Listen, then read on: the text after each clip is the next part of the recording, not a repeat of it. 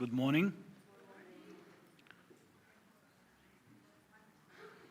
Can I unplug this one? All right.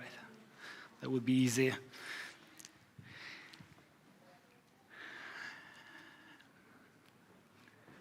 Today we are studying, I would even say continuing the series of some certain kind, because when we speak about the Christians in the world, we understand that we have a mission and we are supposed to lead people somewhere, same as our leader leads us somewhere.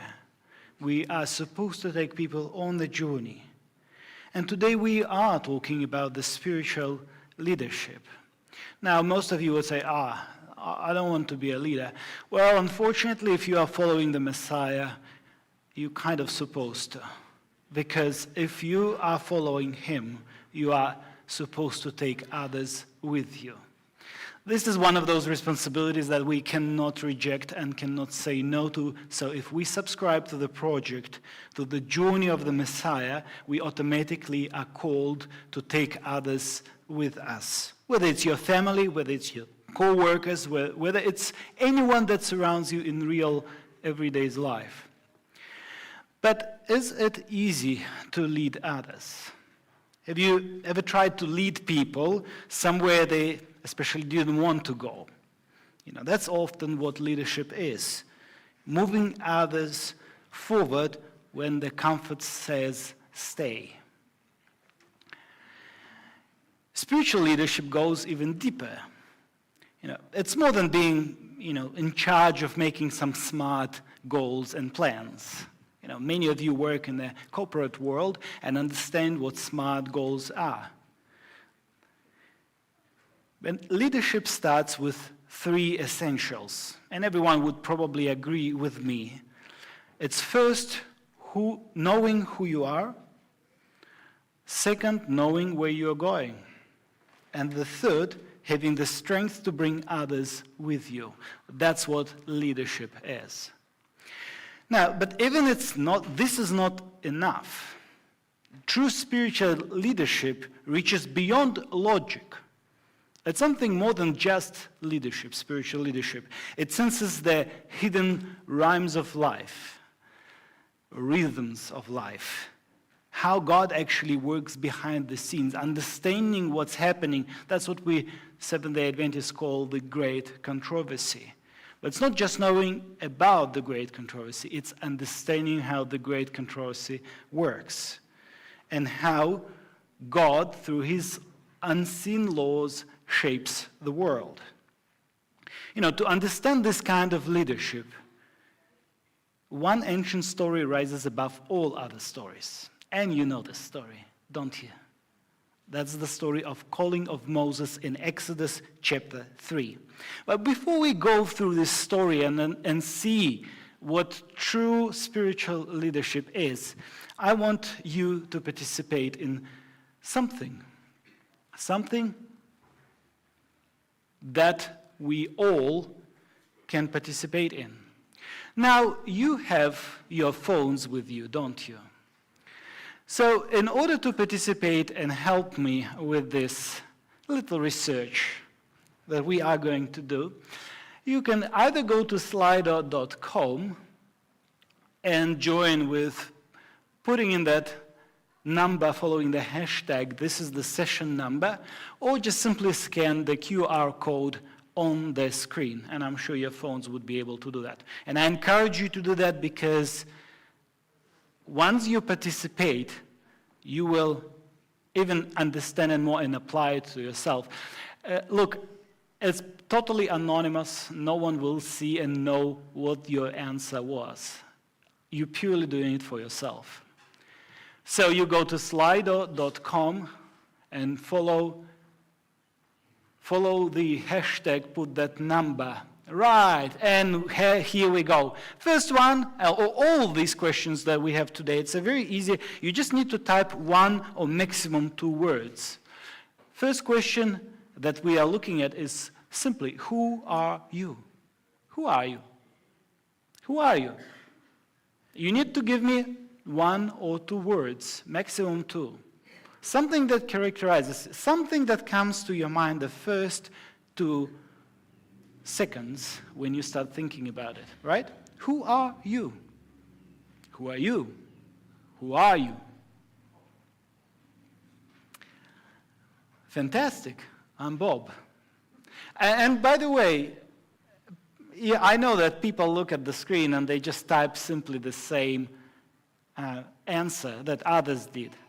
Don't be fooled by that. I want you to answer this question. And you'll understand later on why. Who are you? And now, obviously, the bigger word on the screen is, more people typed actually the same wording in there. Who are you? Child of God, Bob, good. Human, I'm mother, I'm a daughter, I'm Masa, who's Masa. I'm wife, I'm full-time mother, Kara. I'm lost searcher. I'm someone trying to be a child of God again. I'm a daughter of the Most High God. I'm Mev Highward. Good to see you.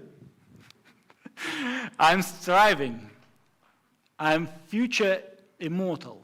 I'm Jew. J-U. Not Jew, but J-U. All right, you know what?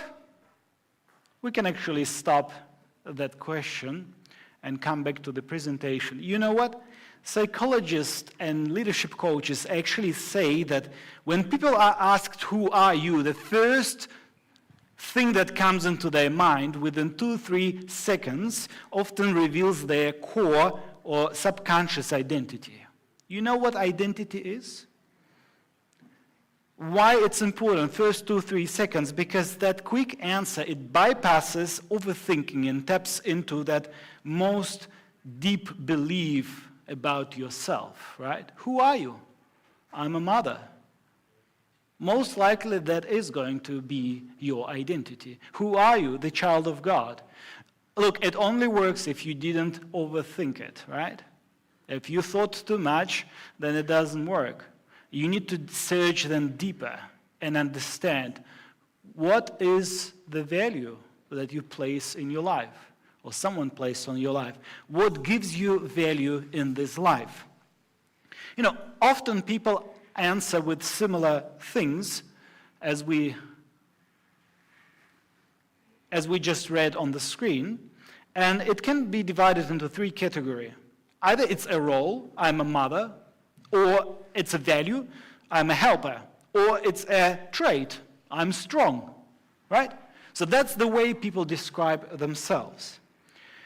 A clear identity is a base of strong leadership, they say, and the presentation needs to be clicked on. The clear identity is a base of strong leadership. That's what the psychologists say. If you don't know who you are, you can't lead others with trust or clear thinking.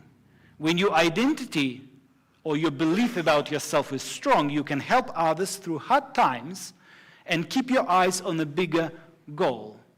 That's the official description of what identity is. Well, very simplified though, but it is. Now let's have a look at Exodus chapter 3. It starts with Moses just wandering through the desert and then seeing something. Now Moses was tending the flock of Jethro, his father-in-law, the priest of Midian, and he led the flock to the far side of the wilderness and came to Horeb, the mountain of God. We know that's the Mount Sinai. You know, everything revolves around that Mount Sinai somehow in the Old Testament. Every single hero goes there.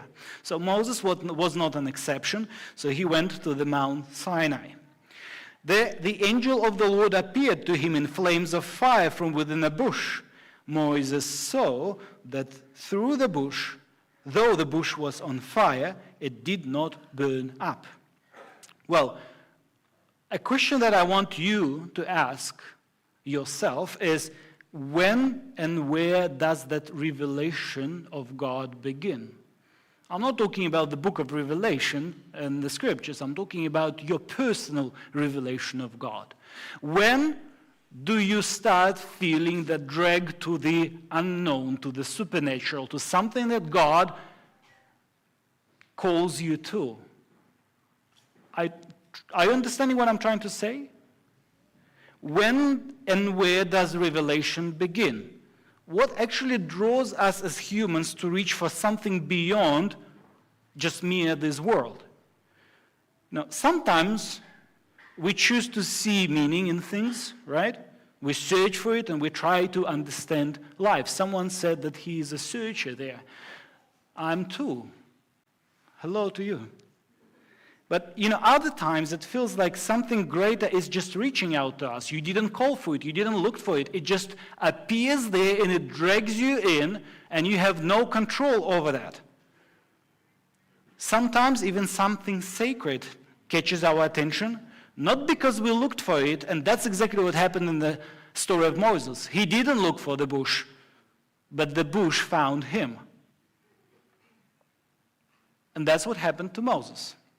He looked and saw that the bush was on fire and it didn't burn up. Then Moses said, I will go and see this strange thing. He stepped off his path. He was going somewhere.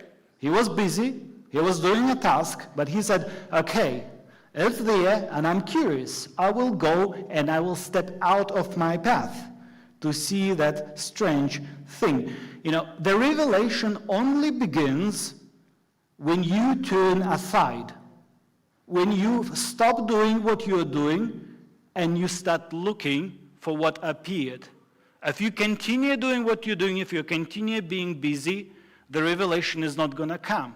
The revelation only comes when you turn aside. Now, I want to say something that might be very offensive to you, because that's what we were taught our entire life. The most important thing in our life is prayer. Yes, I could say so, but the problem is we don't understand what it means. I tell you now, if you truly seek revelation in your life, if you truly seek God opening to you in this life, stop doing all the talking. Stop doing all the talking. Stop begging God for things all the time, because that's what happens. Turn aside. Learn what it means to be silent with God. Find time where you can be silent. You don't have to say anything. You just sit and listen. Remember the little Samuel? Speak, God, because I'm listening. Be still. Listen. That's when you begin to hear God. That's when the true revelation finally breaks through. We continue the passage.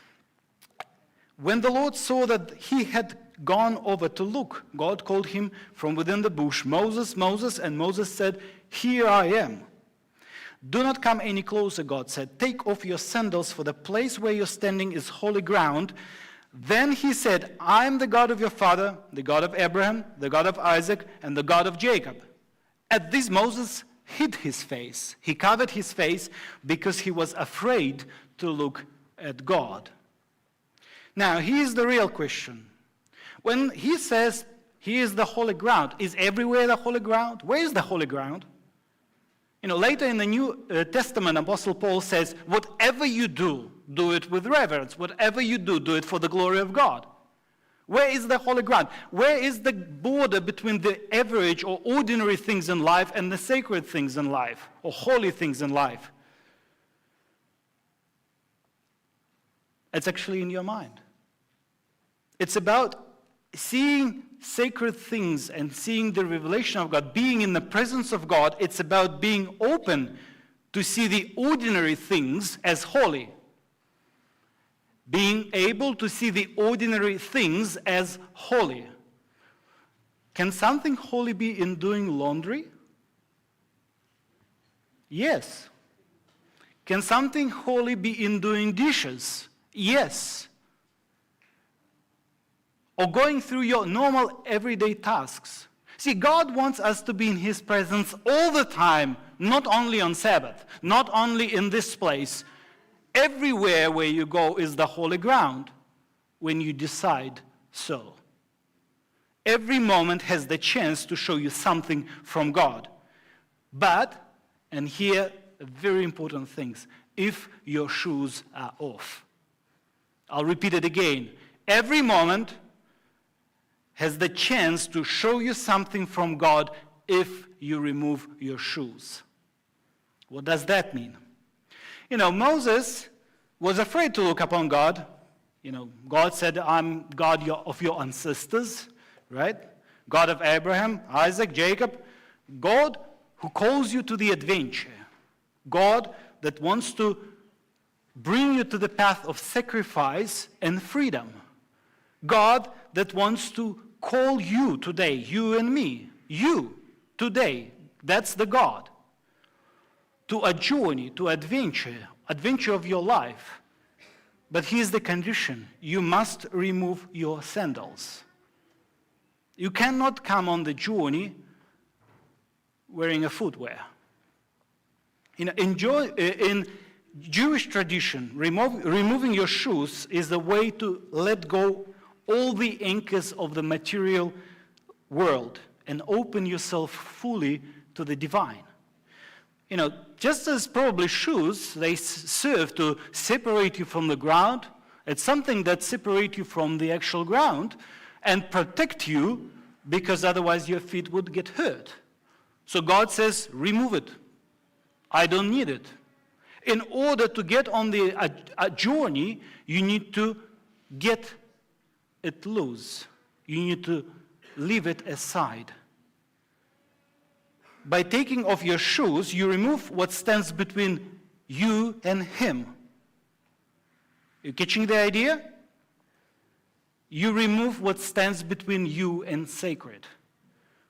It's an act of self-purification, of cleansing, allowing the divine to enter by letting go all the identities that you build there in your mind. This is why in Islam, if you've ever been to mosque, you have to remove your shoes before you come in. You have to remove your shoes before you come to see God, before you enter his place. Why? Because you need to leave everything aside. It's interesting. If you have heard about Carl Jung, right? You know who that was. He was a Swiss psychiatrist and psychoanalyst. He critiqued the Protestant church versus Catholic church. In fact, he critiqued them both because he claimed he was an atheist. But what he said is very valuable to think about. While Catholicism might risk falling into authoritarianism due to its Roman-like structure and strong hierarchy, Protestantism had its own danger. And the danger was that everyone could become their own church. And their identity could become self-proclaimed in a deeper way. With no structure, as in Catholic Church, that stands between you and God, between you and the divine, he said, it's easy for someone to take the place of God in their own life. And that's what puzzles personally me in this world. How the modern people actually can define their own existence, their own attributes, their own role. And I will not go further into that, saying what else they define about themselves, in a way giving themselves that power and qualities of God, being all-knowing, all-powerful, and everywhere at once. And this is the attitude that is like, I am that I am, and I defined who I am. That's building an identity. That's what it's called pride. Vision. You know Steve Jobs, co-founder of Apple. If you are working on something exciting that you really care about, you don't have to be pushed. The vision pulls you. Have you found yourself in that place at least once in your life? Or another saying, Helen Keller, a famous American writer and speaker who was both blind and deaf. The only thing worse than being blind is having sight, but no vision. Let's move to our second question. I want you to take out that phone, and hopefully you'll still stay in that session. The question is simple. You've got to start that new one. Andrew, you choose the second question. What does God mean to you? Can you type 1 or 2 words? What does God mean to you personally? What's your vision of God? What does it mean to you, God? What does God mean to you? Hope, life. 4967892, whatever it means, must be some cryptic message that I will uncode later. A savior, salvation, everything, love and mercy. God means everything. That's a very big statement, a very deep statement. I hope you understand what you're talking about. Provider, love, my helper, mystery, personal father, only source of all life, friend, guide. Interesting. Most of you think that God means life, and this is true. And a vision is essential for leadership. We can stop this question and go to the presentation back again. Vision is essential for leadership, it says, the book says, because it gives direction, meaning, and motivation. Without vision, you have no direction, you have no meaning in your life, you have no motivation. It shows people where they are going, inspires them with a purpose bigger than themselves. What is the vision in your life that is bigger than yourself? Oh, second coming of Jesus. That's the very standard Seventh-day Adventist vision. I'm surprised when I asked, who are you? No one actually said, I'm a Seventh-day Adventist. Feels like the identity of the Seventh-day Adventism is vanishing slowly. Maybe we need to do something about it. Or maybe not. Who knows? Vision helps unite everyone to move in the same direction. If we all see God as life and the source of life, then we have one direction, because that means the same thing to us. That means that we will take and make the same decisions in our lives, and collectively as we decide, that would be easy for us to make the decision as the community, as the church, because we have the same vision.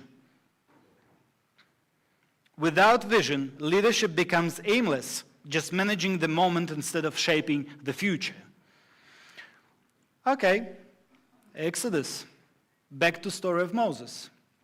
And now the cry of the Israelites, God speaks to Moses, has reached me, and I have seen the way the Egyptians are oppressing them. So now go, I'm sending you to Pharaoh to bring my people, the Israelites, out of Egypt. That's a good vision, isn't it? But Moses said to God, who am I that I should go to Pharaoh and bring the Israelites out of Egypt? Moses said to God, suppose I go to the Israelites and say to them, the God of your fathers has sent me to you, and they ask me, what is his name? Then what shall I tell them? Okay? So Moses, we see the transformation. He goes from who am I to who are you?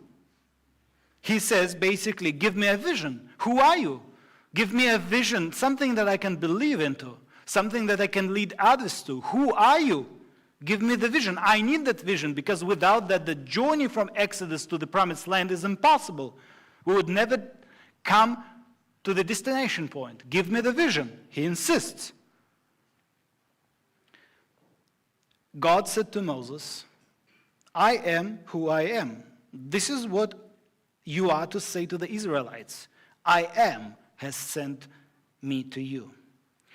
Now, that's what it looks like in the original Hebrew, and that's, fortunately or unfortunately, it's not what we translate it like. A year literally means a bit different, something different than I am that I am, simply because Hebrew language doesn't have the present tense. You cannot say things in present in Hebrew, in ancient Hebrew. Hebrew language has imperfect tense, which means I to be what I to be, or I to be I. That's the direct translation. I to be I. That's not very understandable. What kind of vision is that? The most accurate translation, and that's what all the rabbis and all scholars agree upon, is I will be that I will be. That doesn't give you any clarity. That doesn't explain to you who God is. Initially, God says, I will choose in the future who I will become. That's weird. That actually leaves Moses, whether you like it or not, without vision at all. He asked for vision and he said, sure, tell them whatever, but it's not a vision. How can you lead people with no vision?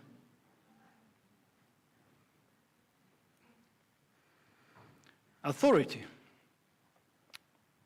Max Weber, a German sociologist, philosopher, and political economist, he was regarded as one of the founders of modern sociology. So the world that we live in, the way that the social media work, the way that the government reaches out to you, the way that the news being built, that actually starts with Max Weber.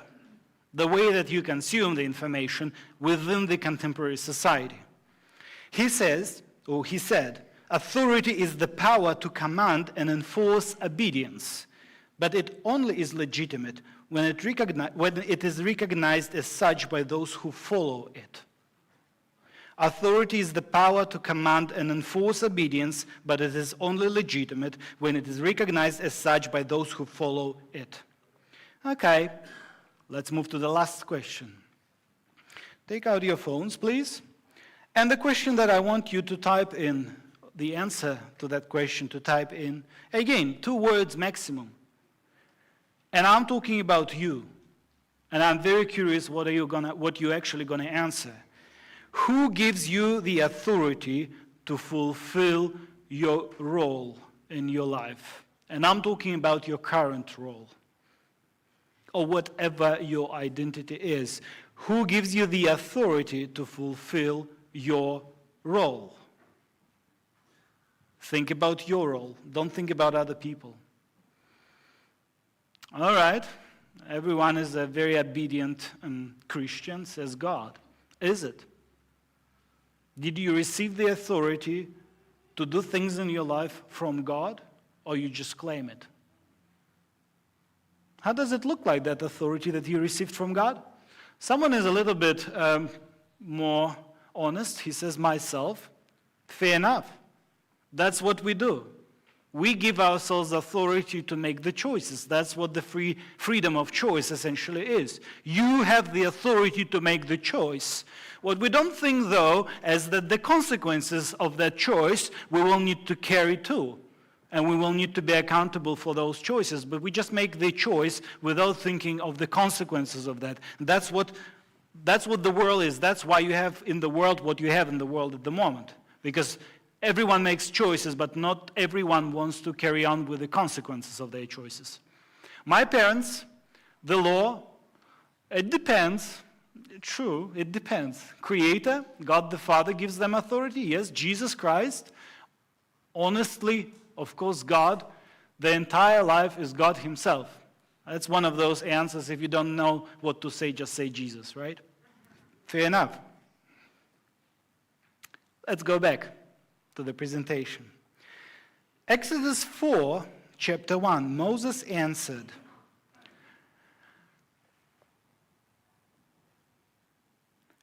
"What if they do not believe me or listen to me and say, 'The Lord did not appear to you'?" Then the Lord said to him, "What is that in your hand?" "A staff," he replied. The Lord said, "Throw it onto the ground." Moses threw it on the ground, and it became a snake, and he ran from it. Imagine the situation. Then the Lord said to him, "Reach out your hand and take it by the tail." So Moses reached out and took hold of the snake, and it turned back into a staff in his hand. Without authority, the book says, a leader would struggle to influence others or maintain order, and their vision or goal might not be effectively carried out.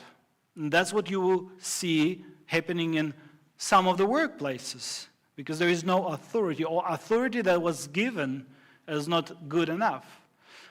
But it's easy in the workplace because the authority is given by the structure. But what about the church? What about the non-profit organization where it's certainly, you cannot tell anyone what to do. We're all free-minded individuals. What kind of authority can be exercised in the church? Ultimately, authority enables a leader to lead with confidence and gain respect, helping the team stay focused and aligned towards success. What is a staff? That's a walking pole, right? It's something when you're walking, it's a stick. When you're walking with a stick, you can lean on the stick, right? So where you're on your journey, you have something to support you. This is something that supports your journey, a stick that you're leaning onto. The rod is also a symbol of strength, stability, and tradition. Hear that? Tradition. What is your tradition? What is the stick that you're walking this journey with? I most surely say this is probably the Seventh-day Adventist tradition. Most of you, except the very young people, been in this church for long enough to realize that your tradition comes out of the 160 years of history of the Seventh-day Adventist Church. Yet we don't really know that history well enough to understand why we do some things and why we don't do some things, right? But once upon a time, and that's something that I spoke to you many times before, a crisis, something that we've seen in Paul's life, in Apostle Paul's life extensively. A crisis hits when that stuff, that stick, that pole that you're leaning onto, that what helps you through the journey, turns into a snake. You wouldn't like that. You wouldn't want that. This means that what was solid, what was reliable, what was your foundation, what gave you the authority in life, crumbles and transfers itself into crisis, into chaos. And that's what is terrifying. If you know what I'm talking about, if you came to this point in your life.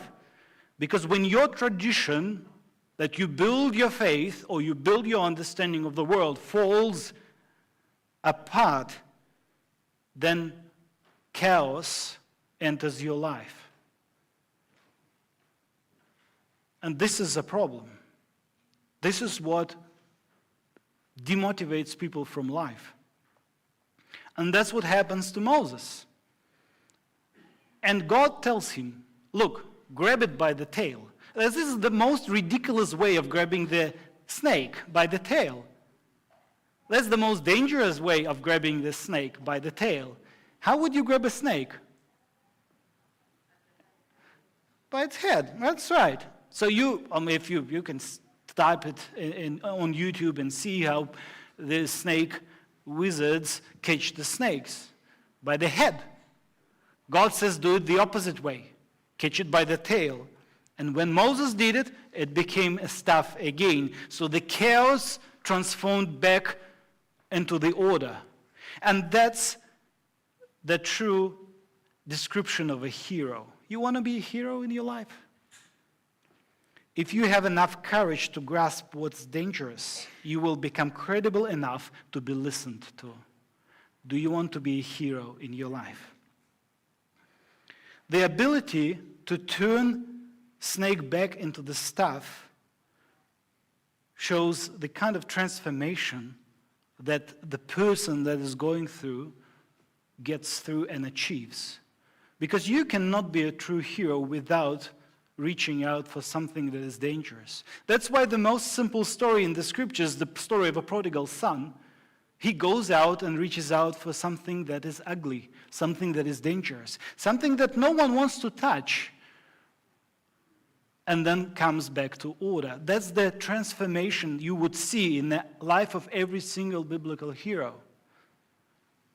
Into chaos and then back to order. That's the story of Exodus, that's the story of creation. Think of Joseph.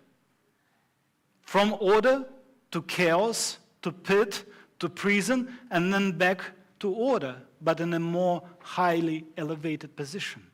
Think of David. How many missteps in David's life? How many chaos and disorder was in David's life? And then he was restored back. That's the process that everyone, every single person, every single hero of God needs to go through.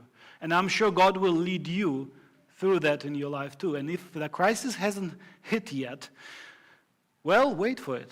It's going to come. Let's wrap it up. You know, the worldly wisdom tells us that the leader must have three of these: identity, vision, authority. But as we've just seen in this story of Moses, his calling, the true spiritual leadership actually begins with none of these three. Because the authority that you think someone is giving to you, that is not true authority. The true authority comes from within. And that's the very common question people ask Jesus in the New Testament. On whose authority are you doing these things? And he says, no one. I don't care about your authority. My authority comes from within me. This is a very, very rebel thing to say. But his authority indeed was coming from within. No one gave him authority from without. Well, God essentially says, let go of all this fixed identity. Don't hold on to a rigid vision. Why? Because, well, you don't simply know what the vision is. God never describes himself in a certain way. He changes his ways. He changes his rhythms. Whatever he does, he changes the scenarios. And something what you think should happen, you know, just these 2,300 days, how many interpretations of this particular prophecy we had in this church? Many. We don't know what God is up to. And he says, don't get the fixed vision. Why? Because you will be disappointed. If your vision doesn't become true, you will be disappointed. That will lead to your frustration. That will lead to your destruction. Don't hold on to that external authority, because the true authority can be only given from within. Is it possible to lead without all these three things? And the secret is yes. The answer is yes. The secret is, and I'll repeat myself here, if you truly seek revelation in your life, because you only can go this journey with the revelation that God gives directly into your mind. Not into your uncle's mind, not into your brother's mind, not into your pastor's mind, not into anyone's mind, not into the General Conference President's mind, not into the Pope's mind, and I'll continue the list. That only works with your revelation that God gives directly into your mind. If you truly seek revelation in your life, then stop doing all the talking. Stop begging God for things all the time. Turn aside. Learn what it means to be silent with God. Be still. Listen. That's where you begin to hear him. That's when true revelation finally breaks through. Are you willing to become a hero today? Then begin by slowly letting go of your identity, keeping your vision flexible, and releasing any authority that comes from outside. These things are temporary, and one day these things will fall, leaving you with nothing, destroyed. Instead, look for the qualities that are eternal, those that come from within.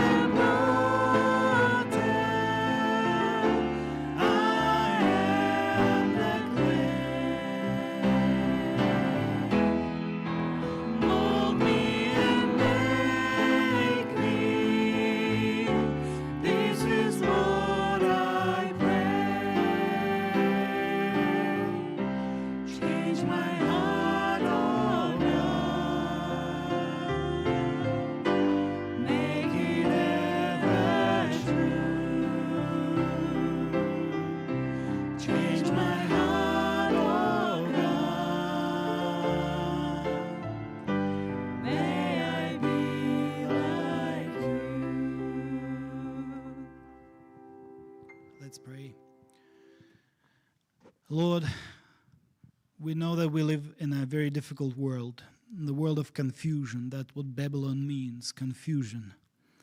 And we don't know what to trust, we don't know where to go, and we don't have any authority, because no one in this world listens to me or us.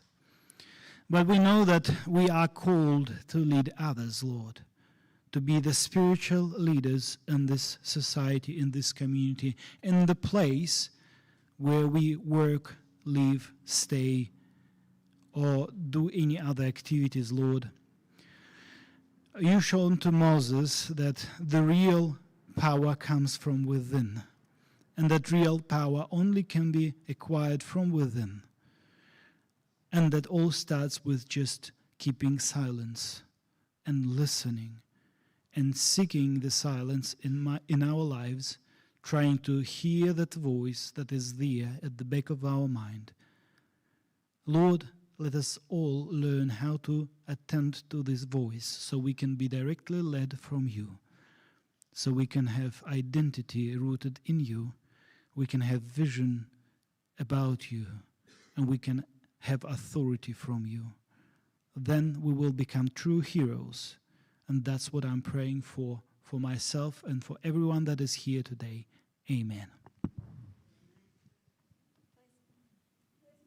We have a special prayer corner for everyone who wants to have a special time of prayer with our prayer warriors. Happy Sabbath.